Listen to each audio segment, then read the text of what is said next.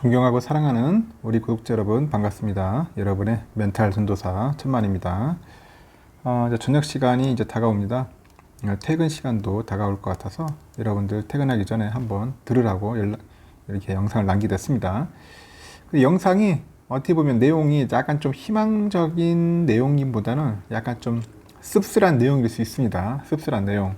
왜 씁쓸한가에 대해서 한번 보면은 일단 노조 관련된 이야기를 잠시 할게요. 오늘 보니까 삼성전자 노사 임금 교섭 돌입했어요. 돌입했고 그 노조 요구도 이게 상당히 조금 터무니없는 그런 요구를 좀 하는 것 같아요. 근데 만약에 이 노조 요구를 들어준다면은 어떻게 될 것인가에 대한 그런 이야기들도 있고 그런 간단한 분석 내용이 있어요. 그걸 보니까 상당히 좀 짜증나죠. 짜증나는데 그래도 뭐 자기들이 요구 아니니까 요구 말 그대로 이 요구안이 뭐 100% 된다는 보장은 없죠. 일단 사측과 이제 협의를 해가지고 이제 현실적으로 이제 타협을 할 건데 제가 볼 때는 요구안들을 보면은 그냥 배팅한 것 같아요. 크게 한번 올려놓고 거기서 뭐 어느 정도 뭐 삭감 되든지 뭐 까겠죠. 속된 말로 한참 올려놓고 나서 이제 밑으로 이제 내리는 방식으로 하지 않겠나 생각이 듭니다. 일단은 삼성전자 노사는 오늘이죠. 오늘 그 임금 교섭을 위한 상견례를 열었다 하더라고요. 상견례 열고 본격적인 협상 절차에 돌입을 합니다. 이제 업계에 보면 따르면은 이제 삼성전자 노사 실무진은 이날 상견례를 가졌고요. 2021년도 임금과 복리후생 협상을 이제 시작을 합니다. 복리후생 협상을 시작하고 노사는 상견례를 시작으로 해서 매주 한 번꼴이네요. 매주 1회 인전 교섭을 벌일 예정이라고 합니다. 노조 측은 4개 노조가 모두 참여해서 이제 공동 교섭단을 이제 구성해가지고 교섭에 참여하는데 삼성전자에는 보니까 노조도 많아. 보면은 쓸데없는 노조들이 많아요. 뭐 하나만 되지 뭐 4개씩이나 했는지 모르겠어요. 하여튼간 보면은 뭐 사무직 노조, 그리고 구미지부 노조, 그냥 삼성전자 그냥 노조, 그리고 전국 삼성전자 노조 뭐 이런 식으로 해서 하여튼 노조가 4개야. 노조가 4개가 있고 이 가운데 이제 한국노동조합 총연맹이니까 한국노총이겠죠.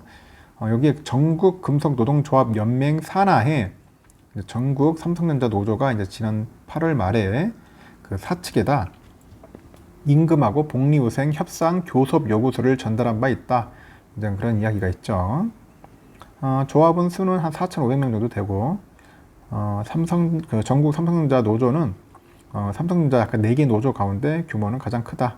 4,500명 가지고 있는 노조가 가장 크다는 그런 이야기입니다. 그 노조가 사측에 요구할 그 임금 교섭 협상안 초안에 보니까 전 직원 계약 연봉 1,000만 원 일괄 인상, 그 자사주 1인당 약 107만 원 정도 이제 주는 거죠. 그 요구하고 그 코로나19 격려금 1인당 약 350만 원, 그리고 매년 영업이익 25% 성과급, 이 지급 등의 내용이 담겨 있어요. 그래서 가장 문제가 되는 게 뭐냐, 연봉 1,000만 원 일괄 인상도 웃기지만은 영업이익의 25%를 성과급으로 내달라는 것, 가장 골 때리는 내용이죠. 그래서 이번 협상에 앞서서 이제 사측하고 노조는 지난달 13일 실무 모임을 한번 했어요. 그래가지고 교섭 방식하고 일정 등을 협의해서 이제 협상위원회를 구성했는데 이제 무노조 경영을 기조를 해왔어요. 여태까지 삼성전자는 그동안 무노조. 그러다 보니까 삼성전자가 상당히 어떻게 보면 순탄하게 잘 왔죠. 이건희 회장 시대까지는 잘 흘러왔어요. 그리고 하여튼 그동안 임금 교섭 대신에 사내의 자율기구인 노사협의회를 통해 가지고 매년 임금 인상률을 정해왔는데 2018년에 처음으로 노조가 설립된 이후에 이제 노사가 이제 임금 교섭을 벌인 적은 있었는데 임금 교섭이 타결된 적은 없었다. 이제 그런 이야기가 있었죠. 그래서 이번에 이제 임금 교섭은 그 이재용 부회장이 지난해 무노조 경영 폐기를 선언한 이후에 처음 진행되는 겁니다. 그래서 그만큼 좀 귀추에 관심이 쏠리고 있는 거예요. 과연 어떻게 이루어질 것인가 지금 다들 이제 초집중하고 있는 거죠. 이에 앞서서 삼성전자는 지난 8월에 창사 52년 만에 처음으로 노조 공동교섭단 그 단체 협약을 체결을 합니다. 그 합의 내용 중에는 노조 활동 그 보장 차원에서 노조 사무실을 제공하고 유급 조합 활동 시간을 또 보장해줘야 하고 조합의 홍보 활동 기준 등이 담겨져 있어요.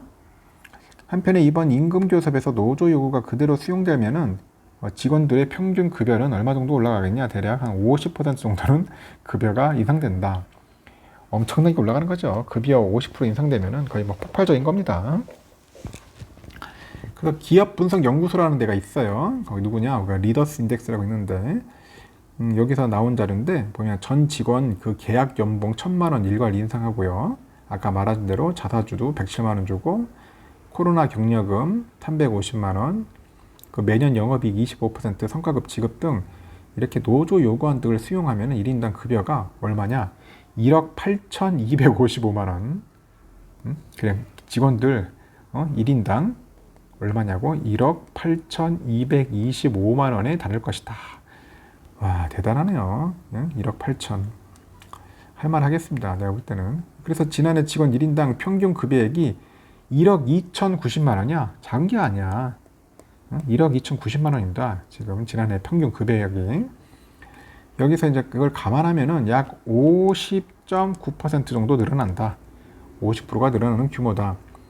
이를 직원 수 11만 명, 11만 명이에요. 직원 수가 돼야 11만 개 대입을 하면은 3전에 당기 순이익 한 5조 원 가량은 줄어들 것 같다. 5조 원 가량은 줄어드는 영향을 받을 것이라는 게 리더스 인덱스의 분석입니다.